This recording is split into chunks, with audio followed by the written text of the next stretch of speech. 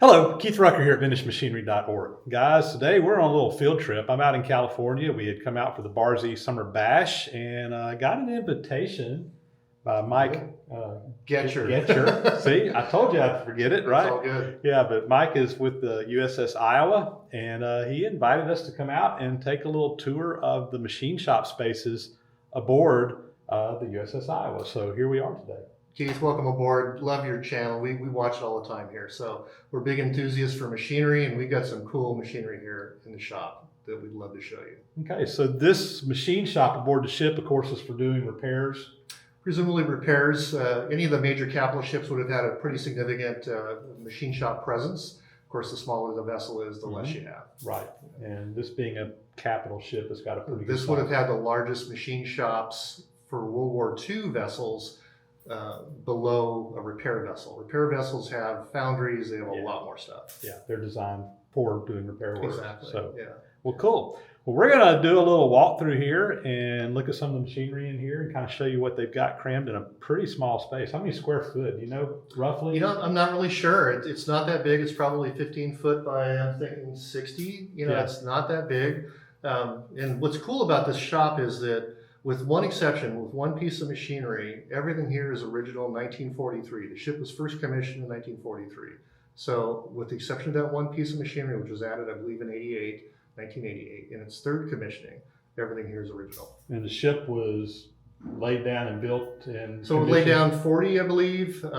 First commissioned in 1943, decommissioned after the war, brought back in 1951 for the Korean War, decommissioned in 1958, again recommissioned in 1984, and then decom, as we call it, 1990. So 3 different eras of people worked in the shop, but this is, again, almost entirely original.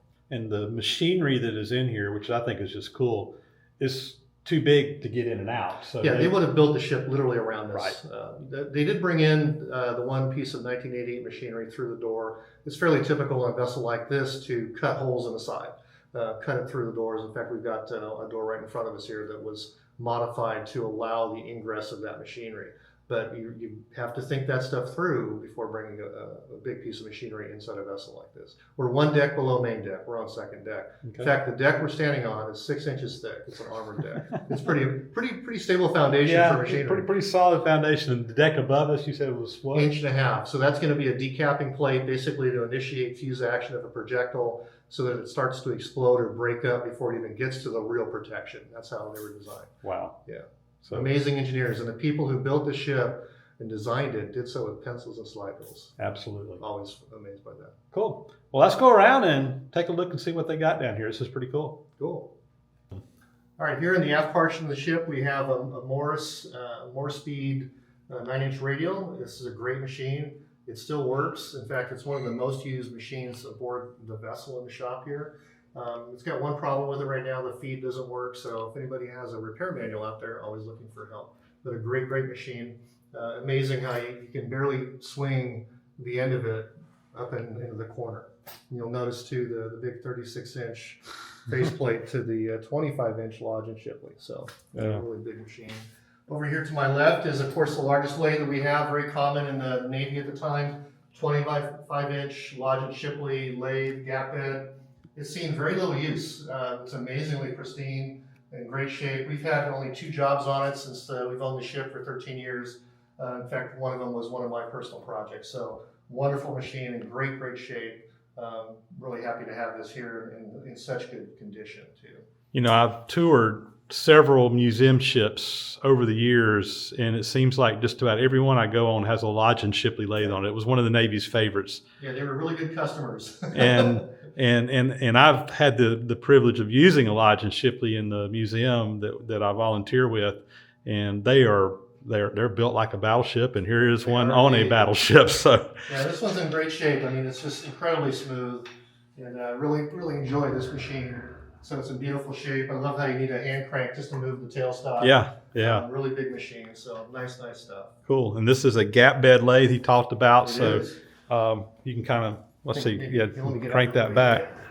So there's basically a whole chunk right here from, you can kind of see the seam Right there. right there. So this whole piece lifts out and leaves a gap in there, and then you can swing a larger diameter. So if you got a, that's what the big faceplate over there we were looking at a minute ago can mount up on here. So it doesn't swing it over the entire ways, but if you got something short that you want to do, you can put it right in there.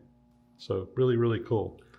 And behind us over here, we have a 36-inch VTL. It's from Bullard, vertical turret lathe. Apologize for all the stuff on it, but as most shops, it ends up becoming a little bit of a catch-all. Again, it's fully functioning. We haven't had any need for it, but very common on Navy ships. And they used them on our repair ships to cut the angled seats inside of gate valves. And there's some great images and perhaps even some video out there, but you know, big turret head. It's really a nice machine.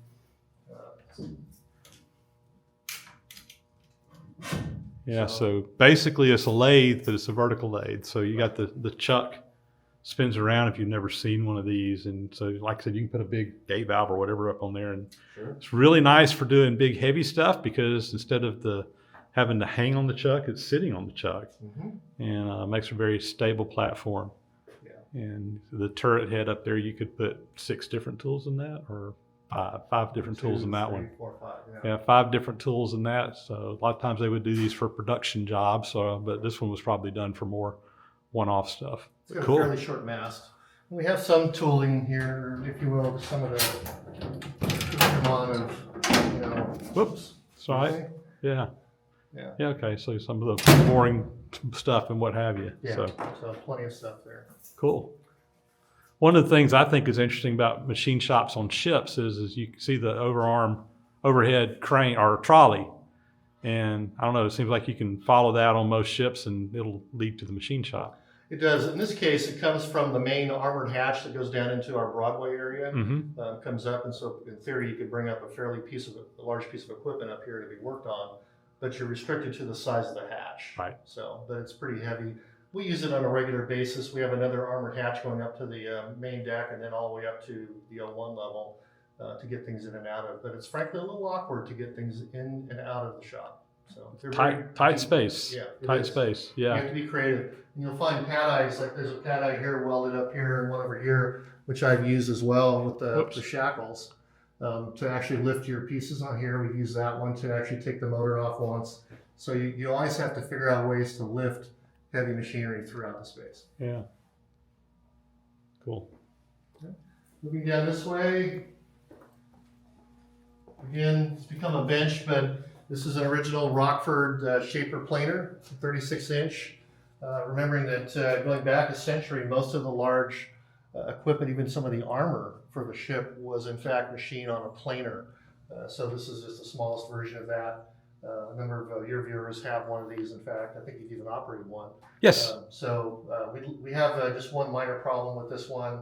One of our side head is damaged a little bit. We'd love to fix that up and then just fill it with oil and get it to run. So again, it becomes a bench. Unfortunate, but it is part of what it is. Yeah. So basically, this table's 36 inches long. The whole table moves up underneath the cutter, similar to a shaper. In fact, they call this one a shaper, even though I would call it a planer, but they called it a shaper. I think the book says shaper planer. Shaper which makes planer. some sense too. You know, yeah. So.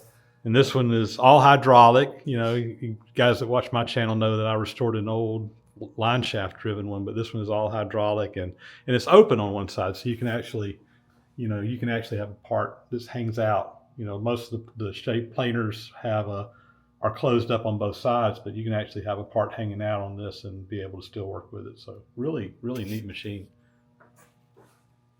And just behind you, to your left, the original Dake 75-ton press. I love this. About probably 6 or 8 years ago, we wanted to get it running. And of course, all this machinery was covered in Cosmoline when we picked it up.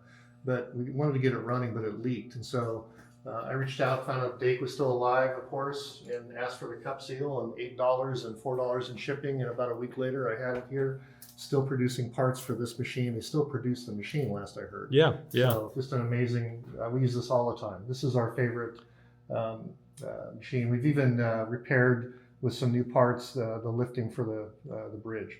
So we've got it all running, and it's just a great device. And it's been used by generations of sailors. This was original 1943. Cool. So we just love it. quick back over here. This is not original, and it's just sitting on the deck. It's just frankly useful to have a Bridgeport. This is a donation.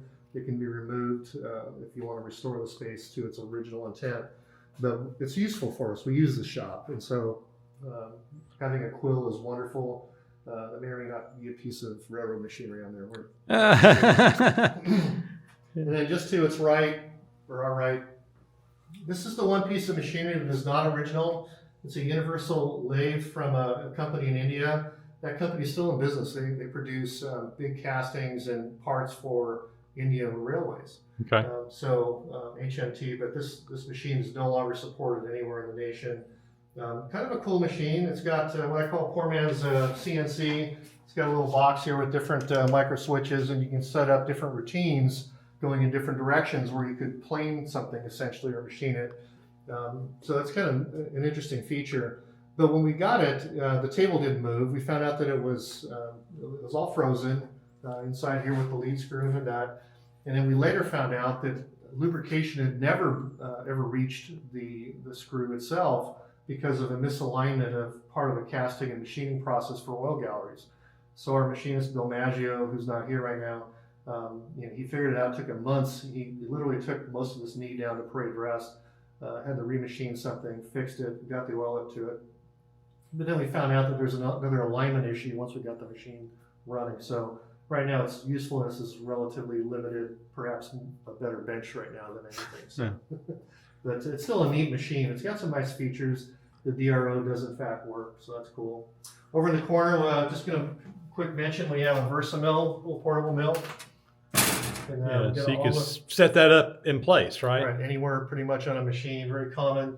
A lot of people forget that a lot of heavy machining was done in situ. For example, the boring of the cylinders on a locomotive, when you're reboring them, they have the portable boring mill that basically allows you to set that stuff up. Set it up on the actual item that you're working on. And I can see where that would be important on a battleship. Absolutely, because you can't take this shop anywhere. Right. You got to bring the shop, the pieces to the shop. That's really what we do. Cool. So the main part of the shop here, the lathe part is what I more or less call it, the smaller equipment. We have 4 Sydney lathes, again, all original to the ship. 3 of them are operable. There are 2 16s and 1 14. The other 14 down at the end has become the donor lathe because it's very difficult to repair. Of course, these machines, they're long out of business, so finding parts for them are literally just about impossible. But they're very robust machines, a little beat up. These have been used a lot more than the Lodge Shipley. We use this with the 4-jaw all the time. Here we have a collet set up with a speed chuck. So this is probably the lathe that gets the most current use here, and it operates really nicely. In fact, I can crank it up. Yeah, do that.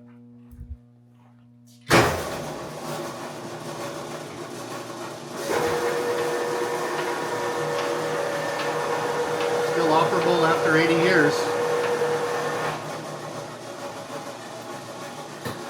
When we found the machines again, as I mentioned, they were just covered in cosmoline. It literally took Bill the better part of 4 years to clean all of them off. But we selectively did so, changed the oil in all the heads. You know, we had to repair this one that had a sheared key on it. Just a common problem with these things. The chain belts were in fact somewhere else in the vessel. It took us months to find it. So it was kind of a big, amazing puzzle, but it's a puzzle we enjoyed. So frankly, but we use these on a regular basis. So pretty cool stuff. Yeah, you got a bench area back over here. Yeah, the bench area is a mess. Bill's been ill recently, so. Every bench area is a mess, right? Well, it can be. I like in a working shop, yeah. It is a working shop. So I'm going to head over this way if you want to stay that side. There's a little oil over here. Original high-speed drill press. This thing also works. See, the current tracker is leaking a little bit. So I'd love to have this thing. It's just a little bit too fast for us for a lot of the work that we do. So we have a Clearman that we use, or we use the Morris as well for the big heavy stuff. Okay. All right. Got a big grinder over here? Big grinder as well. We don't like to grind in the shop. Kind of a mess here anyways, but still. And back over in the corner. Let me come around. Hang on a second. We have the Kearney Trekker here, pretty well accessorized. Of course, we got the regular head. We've got the overarms for the horizontal function. We've got the slotting machine. We've got a turntable. Down in the other shop, I've got the dividing head. I don't know if I've got the accessory that feeds off of the end, but we have an awful lot of components to this. This is a true war baby, and lovely machine. It's a little low for us, but it's a great machine. It still works great. Just love this. I really do. I wish I had one of these personally. Well, if the guys that watch my channel know I'm a big fan of the Kearney Trekker machines. I got a couple of them myself, but this 2H, this was, during the war, they were in such high demand. I forget which company, but they actually took over the factory of another company that didn't even make milling machines, and they dedicated them to just making the Model 2H milling machine for war production because they were just needing to crank out so many of these things. There were literally thousands of them produced. Yeah. And they were, of course, used long after the war for doing production work. This is just tons of these 2Hs out there. And this one is the universal model, so you can actually rotate the head or the whole table. The table rotates at angles, so it's a very versatile machine. I love the built-in feeds. It's got the power, the fast feed as well. Right. You can raise and lower the table really quickly. It's just we've got a lovely features for this machine. I enjoy it a lot. I kind of grew up on Bridgeports, but this is a nice machine. Absolutely cool. So this is kind of what we call a tool room area. A little bit of stock storage. We have the original Peerless powered hacksaw, which still works. It's a little worn out. Again, an original vintage. I did contact the Peerless company a few years back, and they could sell me the castings, but I just chose not to at the time. This is original, still works, so we're perfectly happy to have it. We have an awful lot of cold rolled that was left on the ship of varying types. Some of it's really good, some of it is not. We also have interesting shapes, a lot of bronze. This is all naval bronze. There's even, I think, 4-inch octagonal. There's all kinds of round stock. They would have probably used this for shafting of various types, and still sitting here in beautiful condition from my point of view. And very heavy.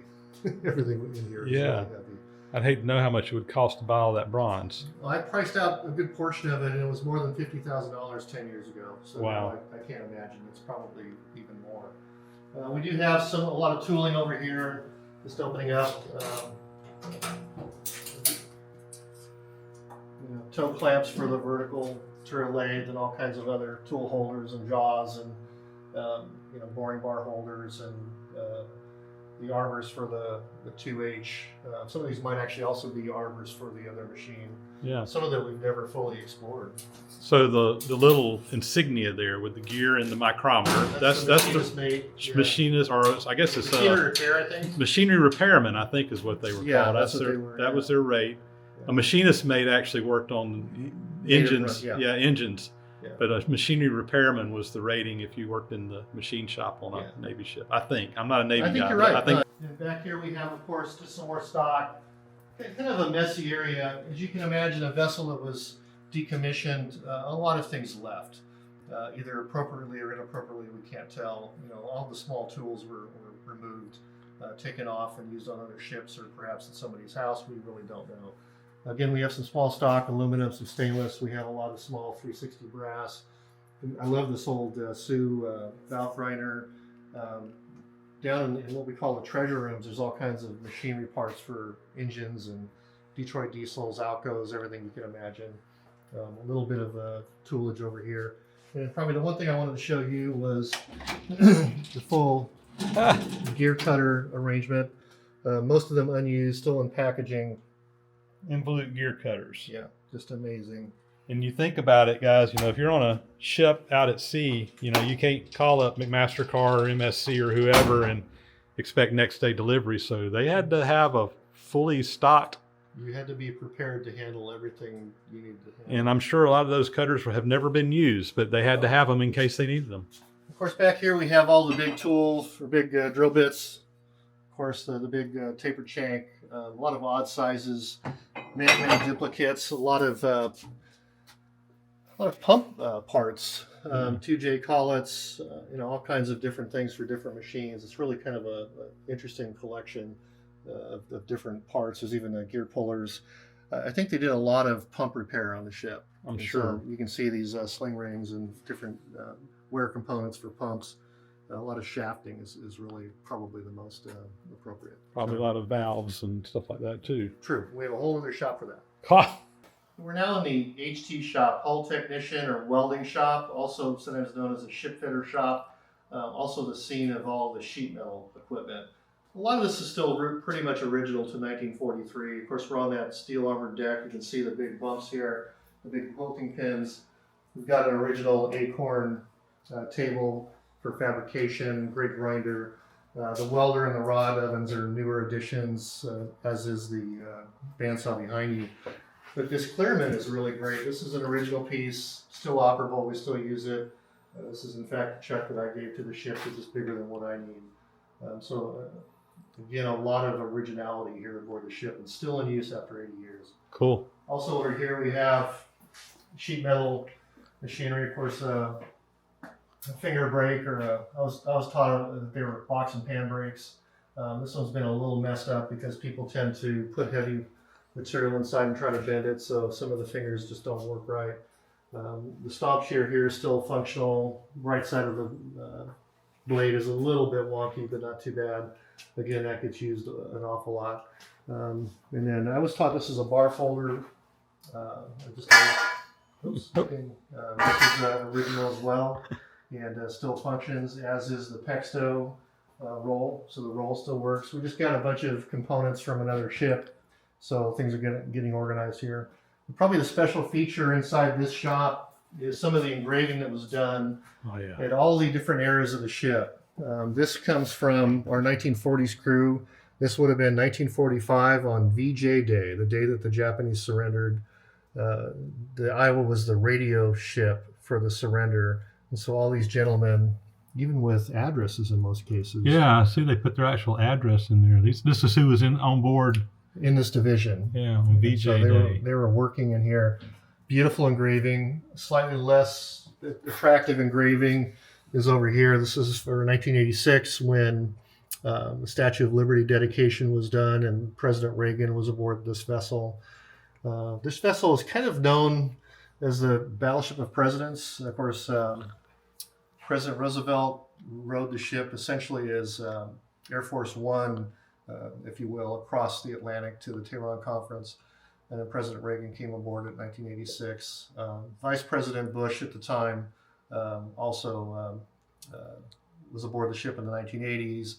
President Biden was here, and then candidate Trump was here as well back in 2015. So a lot of different politicos of that level have been here. Neat. Yeah. And then not so great in engraving, but that's also from the Korean War. So the ship was, of course, commissioned 3 different times: World War II, Korean War, and what we call the Cold War. All right, so wood shops are funny things from my perspective. Why would you have a wood shop on a battleship? But in fact, there's a lot of wood components. You have 50,000 square feet of wood decking. You would have a few wood components, certainly in some of the special places aboard the ship, like the captain's cabin. In general, they don't like wood inside of these vessels because they can be a fire hazard, right? But you still need to have something of a shop. So although we have it piled on top of, again, better benches at this point, you have an original 1943 tilting table, 16-inch Oliver 270, yeah. Yep, and a beautiful machine. There's a little bit of a dip in the table just from years of sagging and the casting. But it still, to my knowledge, it still operates. We haven't used it because I don't have anybody with the skill set to deal with a 16-inch table saw like that. And this is set up not like your typical cabinet shop. You cannot get a 4x8 piece of plywood down here. You're going to be cutting smaller pieces. And over here we have, again, an original 1943 Oliver 16-inch throat, I think. It's about right, yeah. Bandsaw, which we do use occasionally, and it's in nice enough condition. I call this the measles. When the ships are mothballed, they'll have crews go through the vessel on a regular basis to dab the red oxide primer on anything that is perceived as rust. So you can see they just kind of dab it on here and then walked away, and then they dabbed it here and here and here. There's also yellow measles because they had yellow paint that day, so kind of an interesting mess. This area is not on the tour at all. You wouldn't see it, and we don't really use it as a shop that it could be, because frankly it's awkward, and we don't do that kind of work. We do that work up on deck or out in another shop on the dock. So but still, it's a part of the heritage, and we'll preserve it this way, but it's not going to be used on a regular basis. Okay. Well, guys, there you go. Just a quick walkthrough here. I always like this is a place that you can come visit if you want to. So give us details, where y'all located, hours of operation, etc. Really easy to find. Just look up Battleship Iowa, USS Iowa, anything like that on YouTube or on Google, of course. Mm-hmm. You'll find us. We're down in San Pedro, California, at the bottom end of Los Angeles. At Berth 87, 250 South Harbor Boulevard is the actual address. We're open at 10 o'clock in the morning, and our last ticket sold at 4. We shut down nominally at 5 o'clock in the evening. We're open 7 days a week, Christmas and Thanksgiving excepting, of course. And we have special tours. Regular tour goes through the ship for about 2 hours. But we also have a special engineering tour. And that's what this particular area is on, the engineering tour, which is scheduled mostly for weekends. So you have to look on the website. All the information is there. We also have a gun tour, which is amazing. Mm-hmm. Go through the guns, all the weapons aboard the ship. We also have the President's Tour. We can show you where President Roosevelt stayed and go through the history of that with the Joint Chiefs of Staff. And given that we were just crossing over the June 6th D-Day commemoration, Mm-hmm. a lot of the planning for that was done in our captain's cabin. Oh, wow. Yeah, the initial planning. So that's wonderful. We also have a mothball tour, which is really fun. It just kind of shares with you the part of the experience we had pulling the ship out of mothballs. So really a fun thing to do. So. Okay. Well, great. Well, Love Mike, having you here. thank you very much. Greatly Happy to have appreciate you. it. I'm in my briar patch, as we say down in South Georgia. So Yeah. this is a fun place to be, and I'm going to turn the camera off now and go crawl around some other places and check things out. Absolutely. Great, guys. Thanks for watching. As always, as I always say, thank you those who subscribe to the channel. Thank you those who support the channel. And again, here, thank you to Mike for inviting me to come out and do this. And I hope you guys enjoyed seeing some history right here in front of you. And with that, we'll sign off. Catch you on the next video again. Thanks for watching.